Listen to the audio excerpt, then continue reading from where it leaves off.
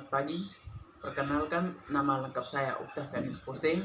Saya kuliah di Universitas Nusa Cendana Kupang, Prodi Ilmu Politik semester 3. Pada video kali ini saya akan menjelaskan pandangan negara integralistik sebagaimana terkandung dalam pembukaan Undang-Undang Dasar Negara Republik Indonesia tahun 1945. Pandangan negara integralistik bermula dari pemikiran Soepomo yang disampaikannya pada pidato perumusan hukum dasar konstitusi Indonesia, terutama pada tanggal 31 Mei tahun 1945 di sidang Badan Penyelidik Usaha-Usaha Persiapan Kemerdekaan Indonesia.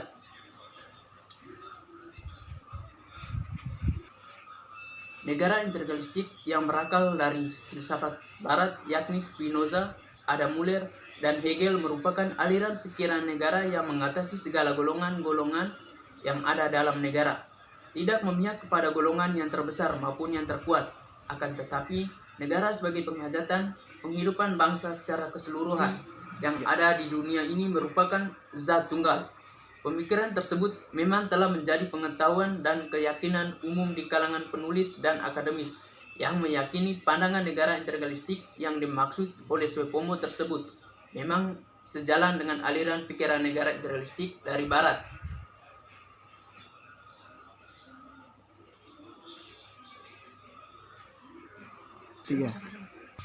Satu-satunya naskah tulisan yang telah membahas mengenai pandangan negara integralistik Indonesia dari perspektif filsafat Barat adalah Marsilam Simanjuntak yang berjudul Pandangan Negara Integralistik.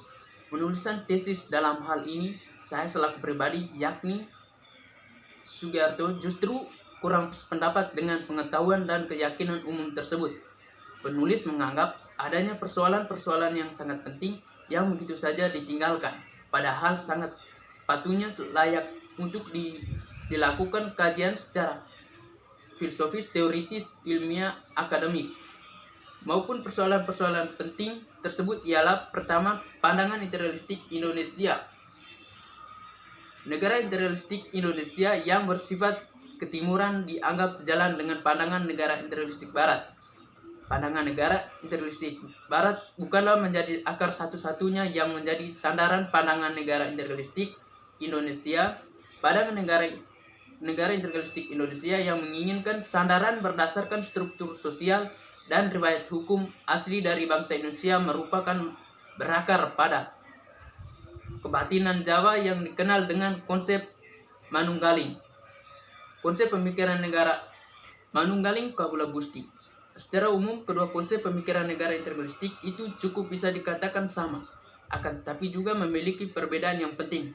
Kedua persoalan pandangan negara integralistik yang dalam penghajatan praktik penyelenggara pemerintahan cenderung berwatak totaliter, sehingga dalam ekstrimnya mereduksi nilai-nilai martabat kemanusiaan. Praktik totaliter dari pandangan negara integralistik ini merupakan varian khusus atau berbeda dari pandangan negara integralistik yang dipersempit.